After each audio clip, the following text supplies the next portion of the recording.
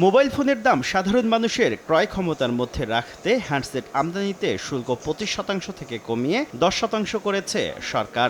NBR এর হিসেবে শুল্ক কমানোর ফলে 30,000 টাকার বেশি দামের আমদানি হওয়া প্রতিটি মোবাইলের দাম 5,500 টাকা কমবে। আর দেশে সংযোজিত 30,000 টাকার কম দামের প্রতিটি হ্যান্ডসেটের মূল্য কমতে পারে 1,500 টাকা। প্রস্তাবনা আমি ওনাদের কাছ থেকে পেয়েছি। বুধবার রাজধানীর কারওয়ান বাজারে এক অনুষ্ঠানে প্রধান উপদেষ্টার বিশেষ সহকারী ফয়েজ আহমদ তৈয়ব দৃঢ়ভাবে বলেন, শুল্ক কমানোর ইতিবাচক প্রভাব মোবাইল ফোনের দামে পড়বে। কম দামে হ্যান্ডসেট বিক্রি মনিটরিং করবে এনবিআর, বাণিজ্য মন্ত্রণালয় ও জাতীয় ভোক্তা অধিকার সংরক্ষণ অধিদপ্তর।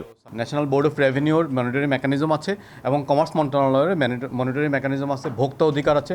আমরা সবাইকে যদি অ্যাক্টিভেট করতে পারি, যেহেতু শুল্ক কমেছে, অবশ্যই মোবাইলের দাম কমে আসবে। এ সময় মোবাইল ব্যবসায়ীদের চলমান আন্দোলন প্রসঙ্গে ফয়েজ আহমদ তৈয়ব বলেন, তাদের দাবি মেনে আমদানি শুল্ক 10% নামিয়েছে সরকার। এ অবস্থায় আন্দোলনের যৌক্তিকতা নিয়ে প্রশ্ন তোলেন তিনি।